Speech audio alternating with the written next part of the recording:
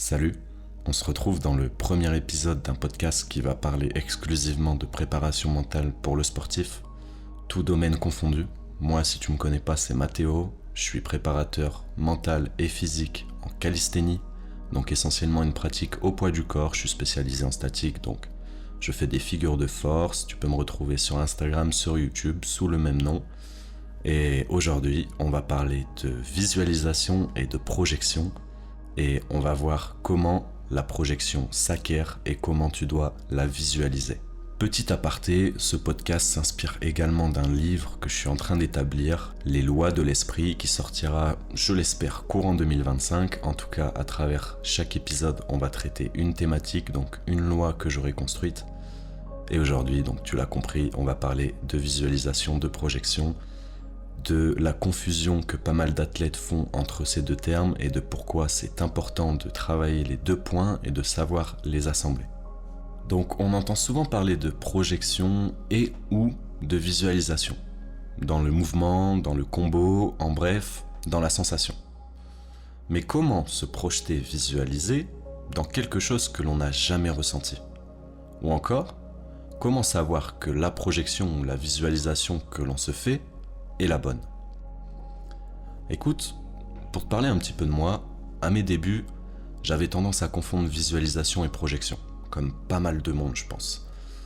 Reprenons les définitions des deux termes. Visualisation, l'action de rendre visible quelque chose, une action. La projection, localisation externe d'impressions ressenties. Donc, quand on va parler de visualisation, on va parler principalement de vue à la troisième personne, vue de l'extérieur, donc tu vas te visualiser en train d'eux, tandis qu'en te projetant, tu vas te visualiser de l'intérieur et associer chaque mouvement à une sensation bien précise. Donc c'était nécessaire pour moi de définir ces deux termes pour que tu comprennes bien la signification de ces deux termes et que tu comprennes surtout que ces deux actions vont être tant nécessaires que complémentaires. Mais elles n'auront pas la même finalité et pas non plus la même façon de le travailler. Donc pour rester sur mon cas, à mes débuts, j'arrivais facilement à me visualiser performer au plus haut niveau.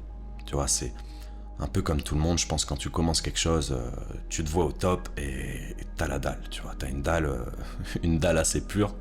C'est d'ailleurs, je pense, les meilleurs moments dans la carrière d'un sportif. Si tu construis une carrière, si t'as la chance d'avoir une discipline qui te permet de, moi ce n'est pas mon cas. Mais voilà, j'avais vraiment cette capacité-là, y compris sur des mouvements qui m'étaient à l'époque inaccessibles. Parce que moi, je te le dis, je fais des figures de force, donc souvent on associe des combos, on fait des combos qui associent des figures de force avec des mouvements dynamiques, donc des planches qui vont faire des push-ups, remonter sur l'équilibre, etc. Donc voilà, j'avais cette capacité à visualiser tout ça, mais je n'avais en aucun cas la capacité d'effectuer ces mouvements, et je n'avais même jamais pratiqué ces mouvements. Donc, le problème il était là, c'est que je passais mon temps à me visualiser en train d'eux, sans même connaître la sensation procurée par l'un de ces mouvements. Donc, sans me projeter.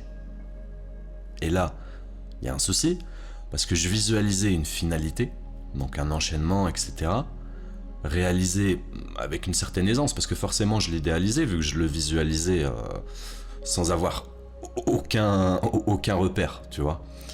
Donc je me retrouvais face au moment où je devais passer à l'action avec un tout autre ressenti.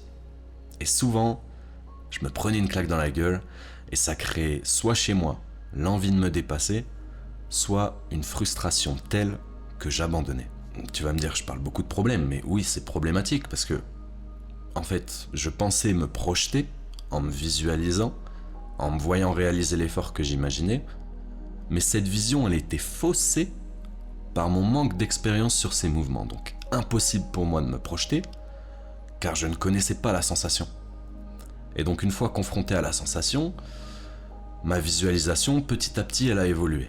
Et c'est là où je veux en venir, et l'importance de mêler visualisation et projection, c'est que, pour schématiser tout ça, la visualisation vient dans un premier temps, elle est très importante, il faut t'en servir, mais il est nécessaire pour toi dans un second temps de te projeter, et pour pouvoir te projeter, il faut que tu pratiques.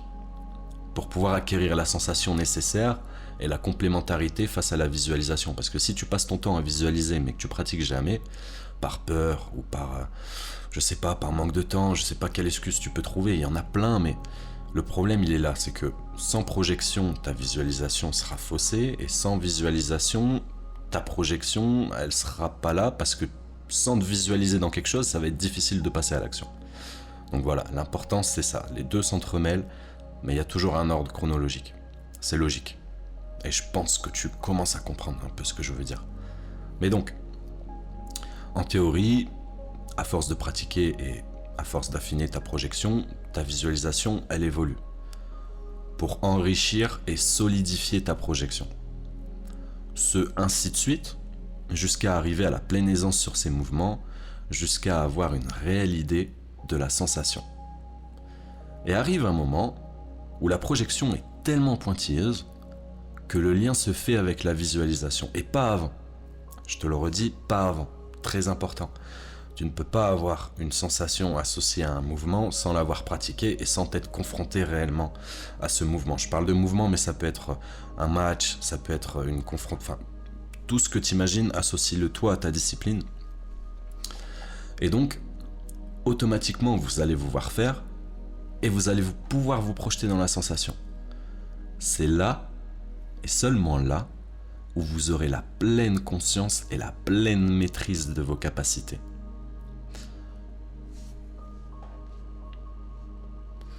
Prenons un autre exemple, qui va vous parler aussi, je pense, enfin, qui va vous parler, si vous arrivez à associer ce que je suis en train de dire, parce que moi je me base sur mon expérience aussi. Personnellement, je pratique beaucoup la planche en calisthenics, et donc je fais des combinaisons de 5 push-ups, 5 press, 5 secondes de hold en full planche. J'ai eu récemment l'objectif de passer à un 10-10-10, donc doubler ce qu'on appelle le volume, donc ma capacité de temps sous tension. J'ai essayé, j'y suis pas encore arrivé, mais j'y travaille encore. Et donc, comment pouvoir se projeter dans une sensation qu'on connaît pas encore, et comment du coup affiner sa visualisation? Parce que tu peux me dire ça, toi, tu peux me dire à la limite c'est ça, c'est que dans ce cas-là, si je peux jamais me projeter dans une sensation, je m'empêche de la visualiser. Mais non, c'est pas ça. Pour pouvoir me projeter dans une sensation qui ne m'est pas encore accessible, je me visualise en train de. Je me réfère à la sensation ressentie actuellement sur le 5-5-5 et fais en sorte de diviser l'effort pour assembler ces quelques sensations afin de les schématiser en une dans mon esprit. En bref, je visualise et je passe à l'action. Donc concrètement, qu'est-ce que ça veut dire? Ça veut dire que la sensation que j'ai sur le 5-5-5, je vais me baser dessus, parce qu'autrement dit, elle est liée, hein, d'accord? C'est juste doubler le volume, mais en théorie, la sensation sur chaque mouvement devrait être la même. Donc je vais me baser sur cette sensation-là, je vais visualiser le 10-10-10 grâce à ça, je vais essayer le 10-10-10, et petit à petit, je vais associer la sensation à la visualisation prochaine. Donc, je vais affiner, peaufiner ma projection. Et le point très important là-dedans, c'est que je suis constamment dans une pratique, mais surtout, je ne crée aucune attente. C'est ça, le secret, je pense, c'est de ne créer aucune attente et de faire confiance à l'action et de faire confiance aux leçons qu'on va pouvoir en tirer. Donc, je prends toujours comme point de référence la sensation la plus agréable et la plus récente. Peu importe si la veille j'étais moins bon, je me rappelle du palier le plus haut que j'ai touché et je me projette dans cette sensation. Ainsi, en théorie, j'attaque chaque essai avec une projection dans l'effort similaire, mais une visualisation plus optimiste. Et c'est là où c'est intéressant, c'est que l'optimisme et l'idéalisme de ta visualisation peut être extrêmement bénéfique, à contrario de ce que je disais au début. C'est ça qui va te donner la motivation, qui va te procurer cette énergie au fond de toi, qui va te permettre de attaquer les choses avec une rage, tu vois, une passion, mais une passion des plus... Enfin bref, tu m'as compris. Et jusqu'au jour où le dernier palier sera atteint et je pourrais me référer à cette sensation-là, qui était mon objectif de base, donc le 10-10-10. Je pourrais me visualiser dedans et me projeter dedans, de plus en plus. Donc, Quand je visualise, j'y crois du début à la fin. Et c'est ça que tu dois retenir, c'est que la visualisation, elle est celle qui va te pousser au-delà des limites de la projection. Mais elle sera rarement juste, contrairement à la projection. Donc, on va reprendre le schéma dont je te parlais tout à l'heure, c'est que si on prend la visualisation en premier et la projection en deuxième, la visualisation, elle est purement émotionnelle. Ok ? C'est quelque chose que tu vas projeter de par un rêve, de par une envie, tu m'as compris ? Tandis que la projection, elle est rationnelle. C'est un peu la visualisation, c'est toi quand t'es gamin, et la projection, c'est un peu tes parents. Tu vois, c'est ceux qui vont te ramener à la raison, qui vont te faire reprendre conscience de ça, et il faut que tu fasses ça. Tu vois ? Donc, la difficulté, elle est là, c'est que tu peux vite te confronter à, et tu peux vite rentrer dans le conflit avec. Sauf que, il faut que tu vois la visualisation comme un outil, et la projection comme une référence. Et là, t'as un combo gagnant. Si t'arrives à trouver cet équilibre-là, entre ta visualisation pouvoir t'en servir sans créer d'attente, j'insiste, sans créer d'attente, et que t'arrives à passer dans l'action à 100% à chaque fois, à 100% peu importe ton état de forme, hein, que tu sois fatigué, tu peux être à 100% par rapport à ton levier, par rapport à ton palier. Et bah là, je te garantis que t'as un combo gagnant. Et je t'invite à essayer dès que t'auras fini d'écouter ce podcast, parce que je ne pense pas qu'on ait fini. J'ai encore une petite partie interprétation à te faire, parce que du coup, dans ce livre, je t'en parle brièvement, mais je me suis inspiré du format de Robert Greene, Power, qui fait une mise en situation, une interprétation, et qui propose des contre-exemples. Donc vraiment, j'ai trouvé ça très pertinent pour ce que je voulais faire passer dans la tête des athlètes. C'est une mise en situation à travers laquelle vous allez pouvoir vous projeter, une interprétation, donc l'interprétation de la loi que j'aurais citée précédemment, et également des contrarios, parce qu'il y a toujours des exceptions à tout.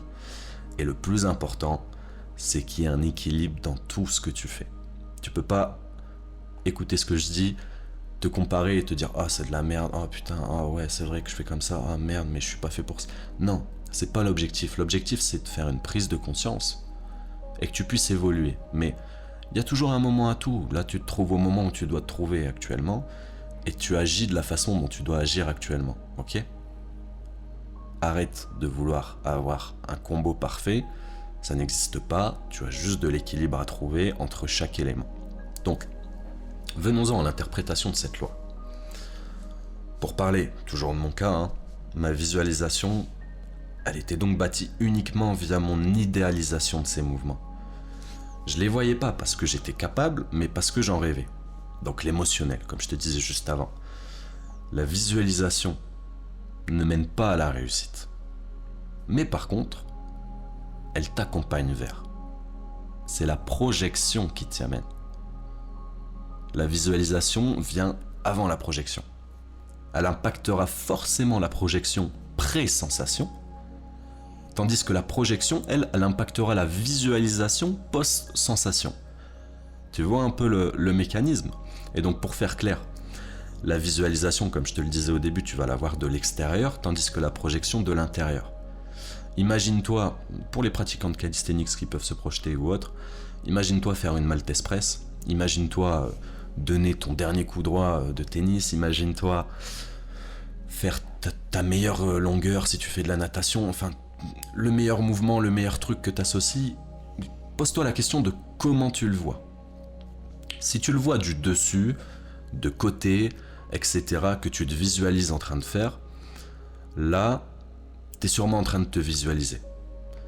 Tandis que si tu te projettes dans cette scène en format POV, donc c'est-à-dire à la première personne de l'intérieur, donc vraiment tu te visualises comme là tu vois le monde qui t'entoure en train de faire le mouvement, là tu es sûrement en train de te projeter.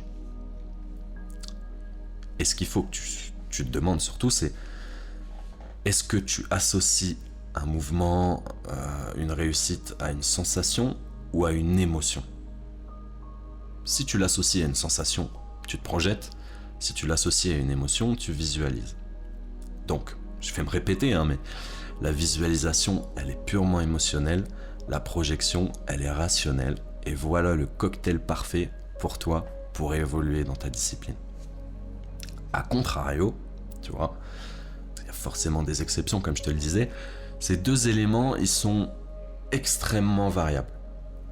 Donc il faudra quelquefois que tu arrives à passer au-dessus pour prioriser ta longévité. Je m'explique. Des fois, tu vas visualiser des choses qui peuvent être dangereuses pour toi.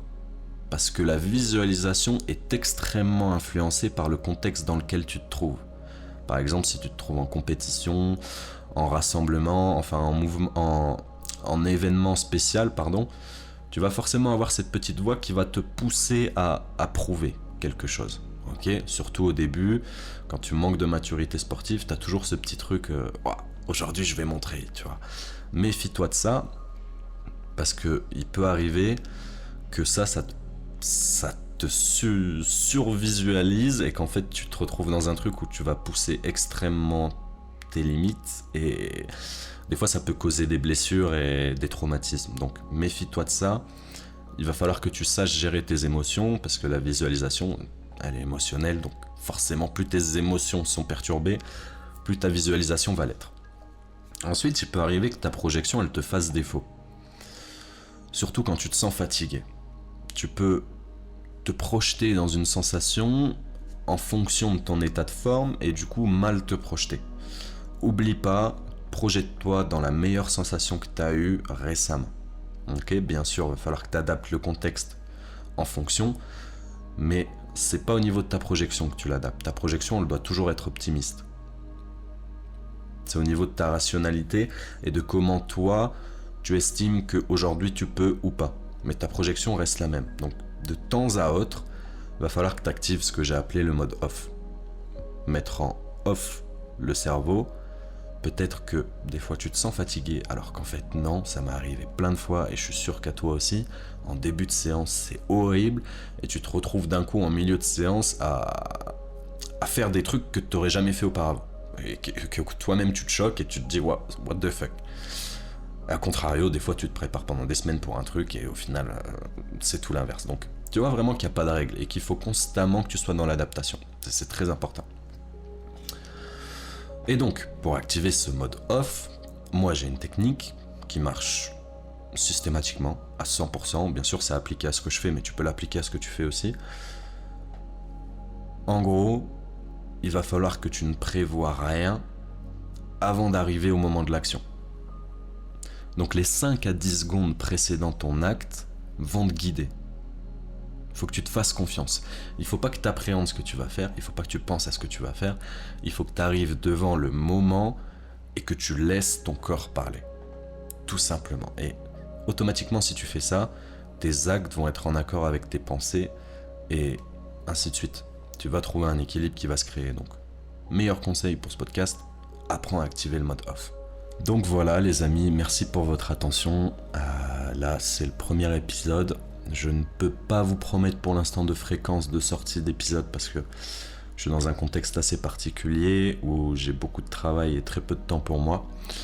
Enfin, le peu de temps que j'ai pour moi, je l'accorde surtout à mon équilibre personnel, donc à mes entraînements, etc., mes sorties. Donc voilà, en tout cas, moi je travaille énormément sur le livre, c'est un projet qui me botte beaucoup, donc ce podcast il sert aussi forcément un peu à communiquer dessus, mais pas que. C'est vraiment un podcast que j'ai envie de faire perdurer dans le temps, de traiter de plus en plus de thématiques, d'évoluer dans ce podcast tout simplement. En tout cas, moi tu peux me retrouver sur Instagram, sur YouTube, sur Spotify du coup aussi maintenant. Et voilà, c'était Mathéo. Je te souhaite une belle journée, une belle soirée et on se revoit très vite. Bye bye.